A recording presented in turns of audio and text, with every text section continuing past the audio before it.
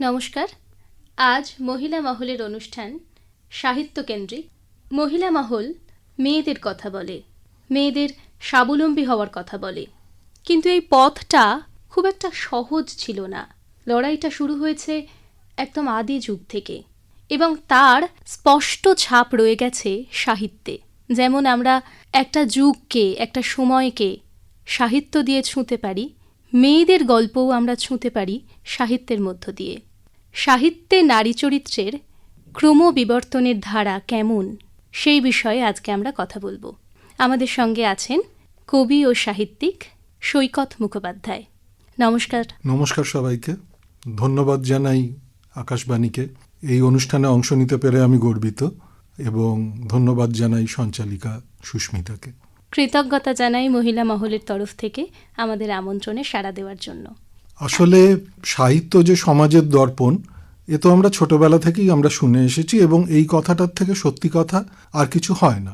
এবার সমাজের মধ্যে নারী তো রয়েছেন, সে নারী যেখানেই অবস্থান করুন, খুব উচ্চবিত্ত ঘরের একজন গৃহবধূ থেকে শুরু করে ইটখোলাতে মাথায় ইট নিয়ে যে মজুরটি বয়ে নিয়ে যাচ্ছে, তারা সকলেই কিন্তু আমাদের সমাজের নারী গোষ্ঠীর অন্তর্গত।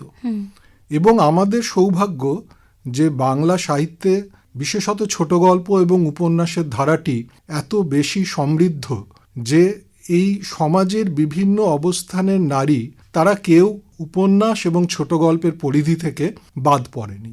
শুধুমাত্র বাংলা গল্প উপন্যাসকে প্রথম থেকে আমরা অনুসরণ করে চলি, তাহলে আমরা কিন্তু খুব সুন্দরভাবে বাঙালি সমাজে একসময় যেটা ছিল পূর্ববঙ্গ, পশ্চিমবঙ্গ সমস্ত মিলিয়ে, অর্থাৎ বৃহৎ বঙ্গ থেকে শুরু করে আজকের পশ্চিমবঙ্গ, আজকের বাংলাদেশ, এই ভূখণ্ডটার মধ্যে যে নারীরা রয়েছেন, সমাজে তাদের অবস্থানের যে বিবর্তন, যে ক্রম পরিবর্তন, সেটা কিন্তু আমরা শুধুমাত্র গল্প উপন্যাসের থেকে আমরা পেয়ে যেতে পারি।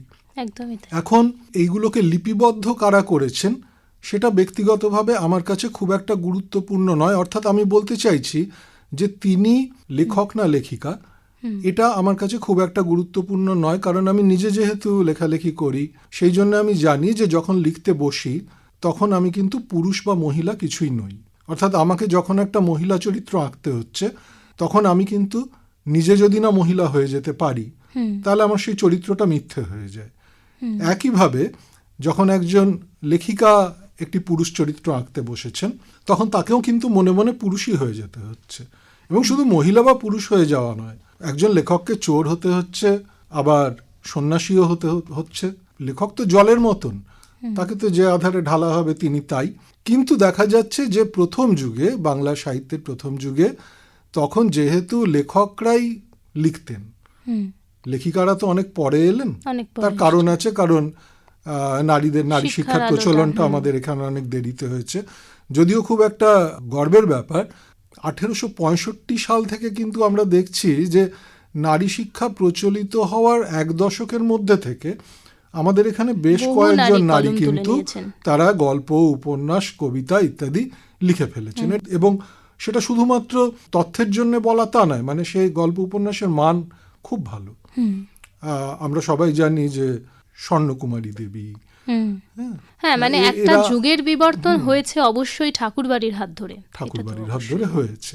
কিন্তু যদি নারী চরিত্রের আগমনকে আমরা আমাদের প্রথম ঔপন্যাসিকের হাতেই আমরা দেখতে চাই, অর্থাৎ বঙ্কিমচন্দ্রের হাতে, অত্যন্ত বিস্মিত হওয়ার মতো কিছু ঘটনা ঘটেছিল। কিরকম? যে কোনো লেখকই তার যুগের ফসল। লেখক স্বয়ম্ভু নন, তিনি আকাশ থেকে আসেন না, সমাজ লেখককে তৈরি করে, অর্থাৎ লেখকের মানস জগৎ তৈরি করে। বঙ্কিমচন্দ্রের ব্যতিক্রম ছিলেন না। বঙ্কিমচন্দ্র যখন উপন্যাসে নারী চরিত্রগুলিকে আনতে শুরু করলেন, তখন একটা মজার ব্যাপার দেখা যাচ্ছে, যেটাকে আমরা ধাঁচা বলি, স্ট্রাকচার। অর্থাৎ সমাজ ওই সময় যেটুকু অনুমোদন করছে নারীর, সমাজের বৃহৎ অংশ যেটুকু অনুমোদন করছে, উনি তাই নিয়েই লেখাটা শুরু করছেন। কিন্তু কোথাও তো একজন সাহিত্যিক সাধারণ মানুষের থেকে অনন্য। বঙ্কিমচন্দ্র তো অবশ্যই অনন্য ছিলেন তার চিন্তায়, তার চেতনায়। কাজে প্রত্যেকটি উপন্যাসে খেয়াল করলে দেখা যাবে যে কিছুক্ষণ বাদে নারী চরিত্রগুলি ভয়ানক জীবন্ত, ভয়ানক ব্যতিক্রমী, তারা নিজেদের ইচ্ছে মতন চলতে শুরু করেছে। একটা উদাহরণ দিই, শুধুমাত্র যদি আমরা দুর্গেশ নন্দিনী এই উপন্যাসটাকে আমরা ধরি, সেখানে তিলোত্তমা, যে যুগে 8 বছর বয়সে অবশ্যই বিয়ে হয়ে যেত, সেখানে তিলোত্তমা কিন্তু অপরূপ সুন্দরী হয়ে অবিবাহিত। বিমলা অসম্ভব বুদ্ধিমতী, তাকে একদম জীবন্ত করে উনি এঁকেছেন। রূপ শুধু নয়, যে তার মেধা দিয়ে উপন্যাসের গতিপথ পাল্টে দিচ্ছে। এবং আয়েশার বয়স 22 বছর, কিন্তু সে তখনও অবিবাহিত। শুধু তাই না, তার কোনো হিজাব, তার কোনো বোরখার ব্যাপার নেই, অসামান্য সুন্দরী, এবং সে জগৎ সিংহকে ভালোবাসে। অর্থাৎ তার চরিত্রগুলি এতটাই জীবন্ত যে কিছুক্ষণ পরে এগুলো ব্যতিক্রমী হতে শুরু করে দিচ্ছে। প্রথম উপন্যাস গোড়াপত্তন করে দিল যে নারীকে স্বাধীনভাবে, সক্ষমভাবে আঁকতে হবে। একদমই, মানে সেই যুগে যেটা অকল্পনীয় সমাজ ব্যবস্থায়, ছিল। সাহিত্যিক মনে হয় খুব দূরদৃষ্টি সম্পন্ন। তারা চেষ্টা করতেন সমাজের কিছু নতুন দিককে তুলে ধরার, সেই দিকের দরজাগুলো, জানলাগুলো খুলে দেওয়ার।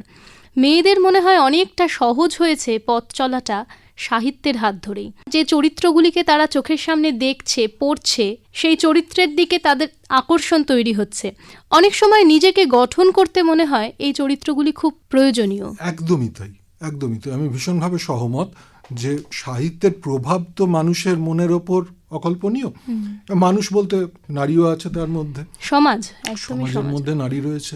এবার রবীন্দ্রনাথ যখন এলেন, মানে বঙ্কিমচন্দ্র যে মুক্তমনা সক্ষম নারীদের আসরে নামিয়ে দিয়ে গেলেন, রবীন্দ্রনাথ আমাদের আরেক যুগপুরুষ, তিনি তাদের এগিয়ে নিয়ে গেলেন আরো।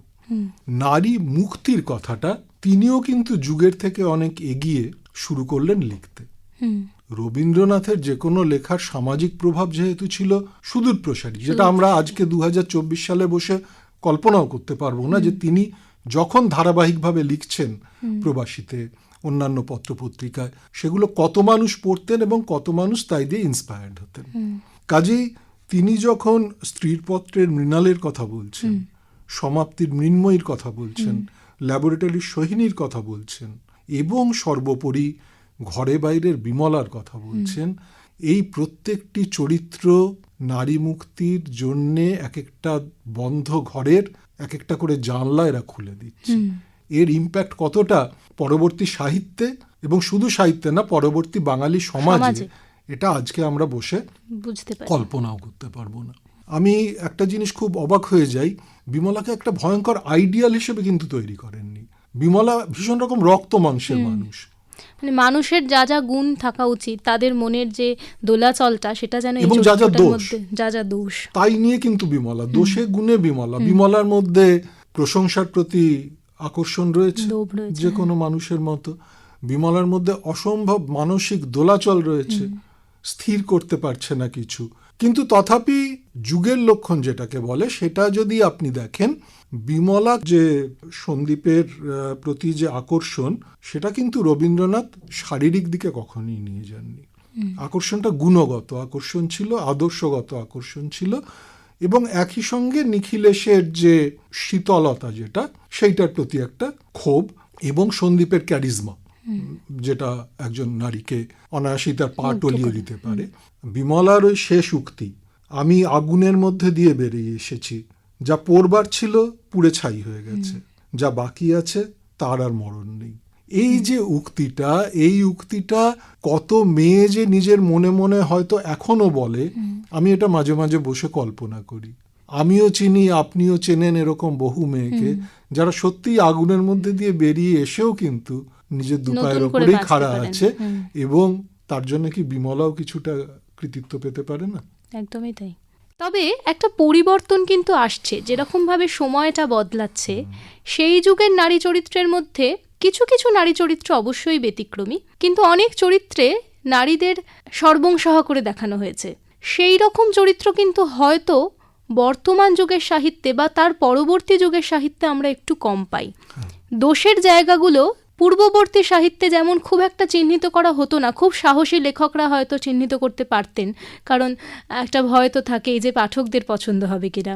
তারপর অনেক চরিত্র তৈরি হয়েছে যে জায়গায় আমরা যেন আরও মিল খুঁজে পাই, আরও মনে হয় হ্যাঁ এই চরিত্রটা তো খুব জীবন্ত, আমি তো এরকম একটা মেয়েকে চিনি। তার একটু পরবর্তী পর্যায়ের কথা যদি আমরা শুনি। একদমই, ওই আমি একটু আগে যেটা বললাম, যে লেখক তিনি নিজেও তো একটি সময়ের ফসল, কাজে সেই সময়টাকে তিনি জ্ঞানত বা অজ্ঞানত তিনি উপেক্ষা করতে পারেন না।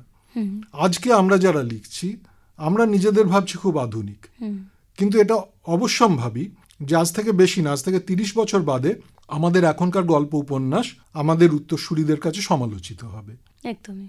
কাজেই রবীন্দ্রনাথ বা বঙ্কিমচন্দ্র তারা যে নারী এঁকে গেছেন, বঙ্কিমচন্দ্র তার চরিত্রের মুখ দিয়ে বলাচ্ছেন সে কেমন পণ্ডিত যে বিধবা বিবাহ সমর্থন করে। অর্থাৎ বিধবা বিবাহ তখন এতই একটা অভাবনীয় একটা ব্যাপার ছিল যে উপন্যাসের চরিত্রটিকে মেনে নিতে পারছে না। তার মানে কি আসলে বঙ্কিমচন্দ্রই মেনে নিতে পারছেন না, তার জন্য তাকে তো আমরা দোষ দিতে পারি না। ওটা তো একটা সমাজ বিপ্লব। সমাজ বিপ্লবকে তক্ষুনি দাঁড়িয়ে তো চেনা যায় না, সেটার জন্য একটু সময় লাগে। এইরকমই আরেকটা সমাজের বিপ্লব ঘটে গেল। প্রথমে সমাজের বিপ্লবটা বা বদলটা ঘটতে হয়, তারপর সাহিত্যে সেটা আসে। সেটা হচ্ছে এই দেশভাগ পরবর্তী সময়টায় কি হলো, মানে বাংলার সমাজটা একবারে যা ছিল তার থেকে একদম অন্যরকম হয়ে গেল। প্রথমত ছিন্নমূল মানুষের ঢল নামল। নারীরা ছিন্নমূল হলে তাদের যন্ত্রণা বেশি, তার কারণ হচ্ছে সংসারটাকে আগলে রাখেন, তৈরি করেন নারীরা।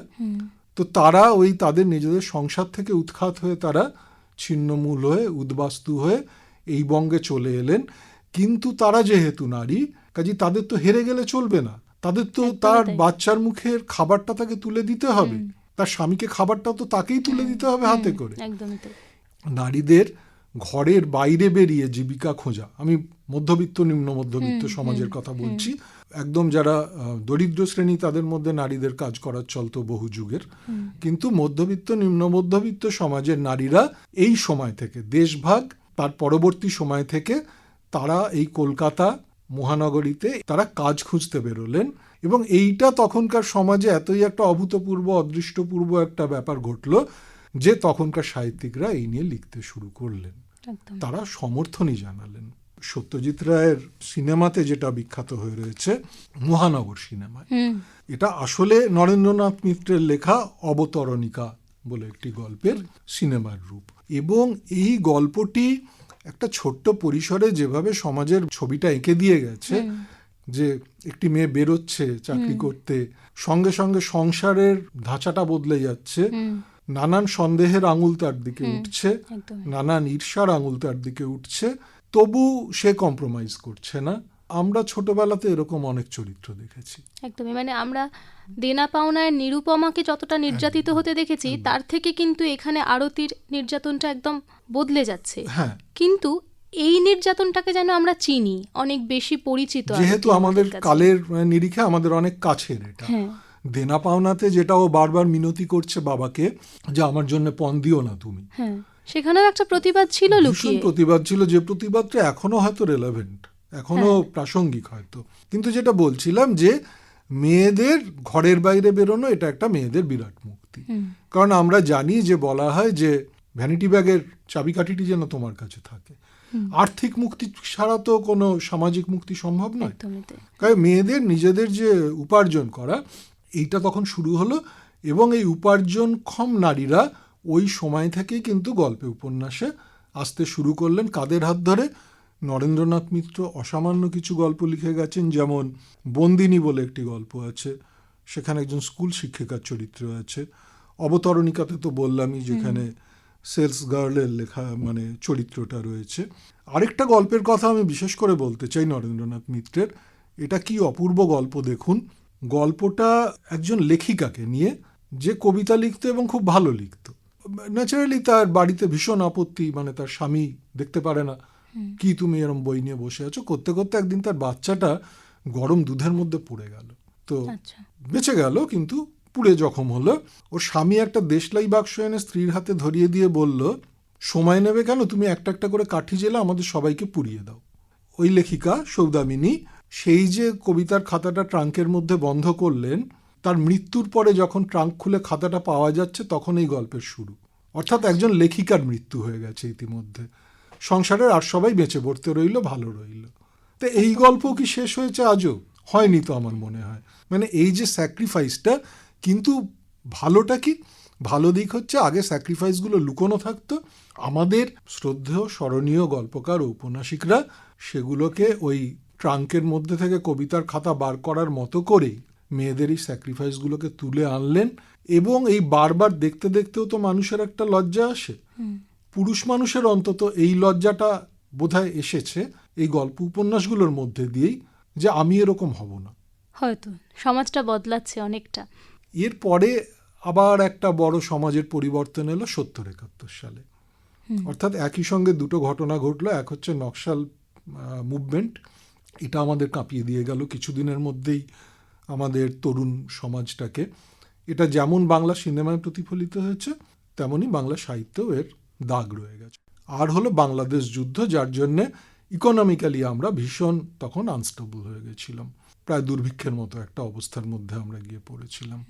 যেমন আমরা পেয়েছি যে বহু নারী সেই সময় পথে নেমেছেন, মানুষের পাশে দাঁড়িয়েছেন, লড়াই করার সাহস পেয়েছেন, অনেকে নীরবে সমর্থন করেছেন। আমরা আশাপূর্ণা দেবীর যে চরিত্রগুলি পাই, তারা কিন্তু দেশের মুক্তির জন্য যে ছেলেরা লড়ছে সেই তাদের সাহায্য করার জন্য চেষ্টা করেছেন, কিন্তু পারেননি। সেই অক্ষমতার কথাও, সেই দুঃখের কথাও আমরা জানতে পারি। এই প্রসঙ্গে একটা উপন্যাসের কথা তো আমরা বাদ দিয়ে যেতে পারি না, মহাশ্বেতা দেবীর 1084 মা। 1084 মা, ওখানে কিন্তু নকশাল মুভমেন্ট, তার যে ওঠা পড়া, এই সবের সঙ্গে সঙ্গে আমি একটু আগে বলছিলাম যে লেখকের কোনো জেন্ডার হয় না, কিন্তু 1084 মা পড়লে মনে হয় যে একজন নারী ছাড়া বোধহয় মায়ের এই মনটাকেও আঁকতে পারতেন। একদমই তাই। এটা বোধহয় নারী অনেক অনুভূতি, খুব সূক্ষ্ম অনুভূতি হয়তো নারী কলমে জায়গা করে নিয়েছে। আমারও তাই মনে হয় যে কিছু কিছু এমন অনুভূতি আছে যেগুলো পুরুষরা হয়তো ফিল করতে পারবে না। যেমন আমার মনে হয় যে আমার শরীরের মধ্যে একটা শরীর বেড়ে উঠছে, এটা কি একজন পুরুষের পক্ষে অনুভব করে লেখা সম্ভব? বোধহয় পেরে আমি দেখিনি এখনো সেরকম কোনো লেখা। এরকম কিছু কিছু জিনিসে তো তফাৎ থেকেই থাকে। ঠিক এই সময়টার পরে 70-80 দশকের লেখকরা, দীপেন্দ্রনাথ বন্দ্যোপাধ্যায়, এবং যদি জনপ্রিয় সাহিত্যিকদের কথা বলি, সুচিত্রা ভট্টাচার্য, সমরেশ মজুমদার, এই দুজনের লেখায় অসম্ভব কষ্ট পাওয়া নারী, যারা ব্যক্তিগত পরিসরে কষ্ট পাচ্ছে, সমাজের জন্য কষ্ট পাচ্ছে, এরকম নারীরা ভীষণভাবে উঠে আসতে লাগলেন। নারীদের লেখাতে সুচিত্রা ভট্টাচার্যের কথা যেরকম বললাম, সেরকম সঙ্গীতা বন্দ্যোপাধ্যায়ের লেখার কথা বলতে হয়, তিলোত্তমা মজুমদারের কথা বলতে হয়। এনারা প্রত্যেকেই অত্যন্ত ক্ষমতাশালী লেখিকা। এবং নবনীতা দেবসেন, বিশেষত নারীদের যে অনুভূতিগুলো পুরুষরা ধরতে পারে না, সেগুলো কিন্তু এরা দেখিয়ে দিয়ে গেছেন, লিখে দেখিয়ে দিয়ে গেছেন। ডোমেস্টিক ভায়োলেন্সের তো নানা ফর্ম আছে। একজন নারী সব থেকে অত্যাচারিত হয় কোথায়? রাস্তায় ঘাটের থেকেও তার নিজের ঘরের মধ্যে বেশি অত্যাচারিত হয়, এবং সেই অত্যাচারগুলো এত সূক্ষ্ম যে সেগুলো পাশের বাড়ির লোকটিও টের পায় না। এইগুলো কিন্তু ক্রমশ আরো বেশি করে সাহিত্যে আসতে শুরু করলো, যেগুলো বঙ্কিমচন্দ্র, রবীন্দ্রনাথ তাদের উপন্যাস গল্পে আমরা পাই না। এমন কর্মক্ষেত্রে তাদের কতটা অবমাননার শিকার হতে হয় সেটাও কিন্তু এগুলো অতটা কিন্তু সুবোধ ঘোষ বা নরেন্দ্রনাথ মিত্রের লেখাতেও আমরা পাই না। হয়তো ওনারা অতটা সচেতন ছিলেন না। সেখানে আমরা পাই যে বাইরে চাকরি করতে গিয়ে ফিরে আসার পর সংসারে যে সমস্যা তৈরি হচ্ছে, কিন্তু বাইরের ক্ষেত্রেও যে সমস্যা তৈরি হচ্ছে, এবং অনেক সময় একটি মেয়ে হয়তো সে নিজেই লড়াই করে পেরে উঠছে না বলে একটা চূড়ান্ত সিদ্ধান্ত নিচ্ছে জীবনের পথে, সেই গল্প আধুনিক লেখকদের লেখায় অনেক বেশি উঠে আসছে। আমি যদি একটু আপনার লেখার প্রসঙ্গে আসি, এই প্রসঙ্গে একটা কথা বলি যে অত্যাচারটা যেখানে হয়, সাহায্যের হাতটাও কিন্তু সেখান থেকেই আসে। এটাও আমি আমার বহু আত্মীয়া, বান্ধবী, আমার মামাসিরা 5 বোন, তারা ছিলেন পূর্ববঙ্গ থেকে আসা পরিবার, তারা প্রত্যেকে চাকরি করতেন। তাদের চাকরির অভিজ্ঞতা আমি যেমন তাদের মুখ থেকে শুনেছি।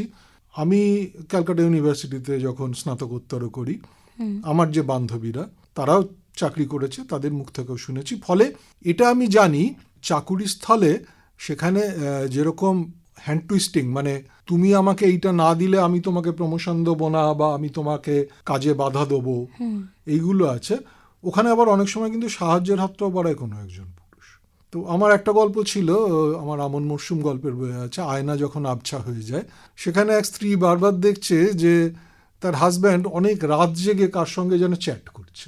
তো ভীষণ যখন সন্দিগ্ধ হয়ে ওঠে, তারপরে সে আবিষ্কার করে যে সে আসলে তার সহকর্মী যে মেয়েটি, যাকে তাদের বস ওরকম একটা অশালীন প্রস্তাব দিচ্ছে, তুমি এই কাজটা শেষ করো, না হলে তুমি আমার অঙ্কশাইনী হও।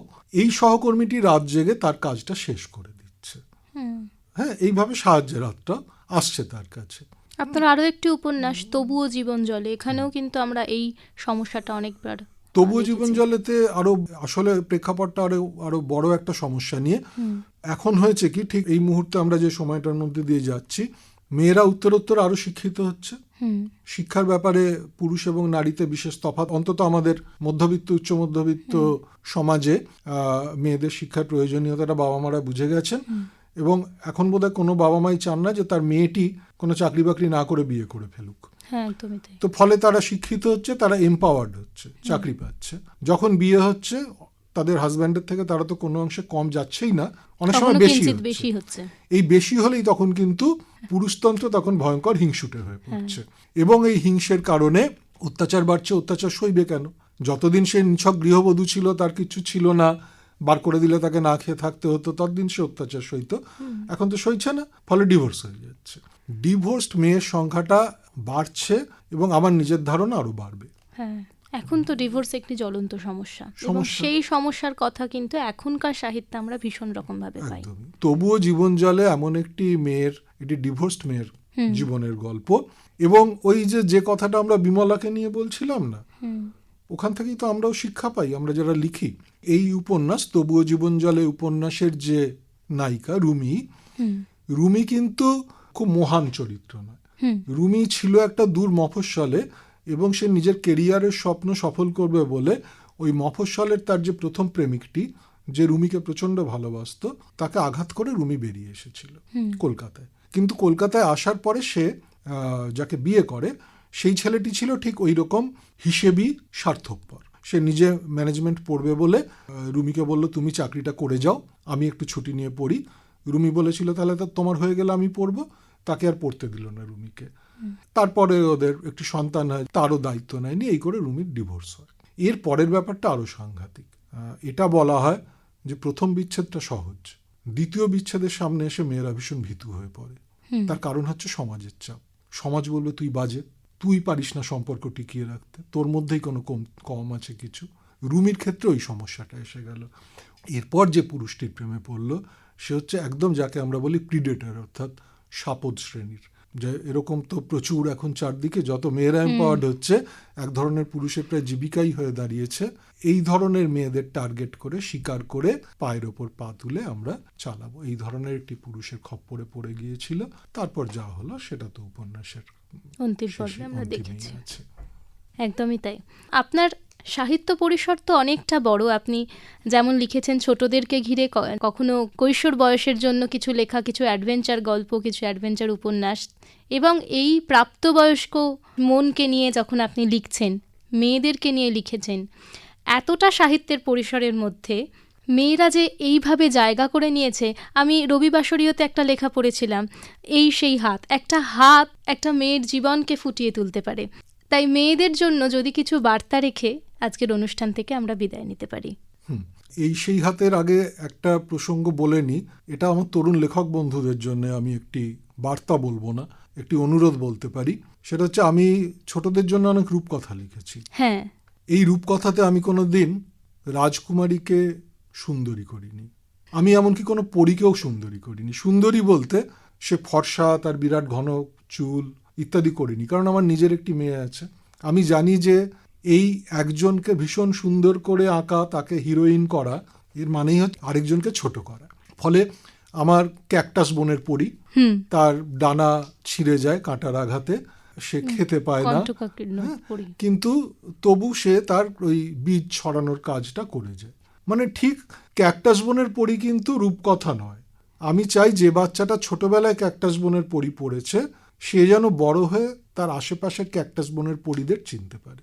আর সেই হাত, হ্যাঁ, এটা একদমই একটা বানানো গল্প, কিন্তু আমার মনে হয়েছিল যে একটা মেয়ে নিজেকে সব দিক দিয়ে যদি সাজায়, মাথার চুল থেকে শুরু করে পায়ের নখ অবধি সে যদি সাজায়, সে যেটাকে সাজাতে পারবে না সেটা হচ্ছে তার ডান হাতের তালু। কারণ ওইখানে তাকে সংসারে যে কাজগুলো করতে হয়, সেই কাজের ক্ষতচিহ্নগুলো ডান হাতের তালুতে থেকে যায়। সেখানে ডিটারজেন্টের রুক্ষতা থাকবে, সেখানে স্টিল উলের কাটা কাটা দাগগুলো থাকবে, সেখানে তেল মশলার দাগ থাকবে। তো এই গল্পে একটি খুব সুন্দর মনের ছেলে, সে শুধু চায় তার প্রেমিকার ডান হাতটা একবার ধরতে, আর প্রেমিকা কিছুতেই তাকে ডান হাতটা ধরতে দেবে না, কারণ ওই ডান হাতটা, তারপর কিন্তু শেষ অবধি মেয়েটা বোঝে যে এটা তো আমার কোনো লজ্জা নয়। এটাই লজ্জা যদি পেতে হয় তাহলে তো যে সমাজ শুধু মেয়েদের ডান হাতকে নষ্ট করার দায়িত্ব নিয়েছে, সেই সমাজের লজ্জা পাওয়া উচিত।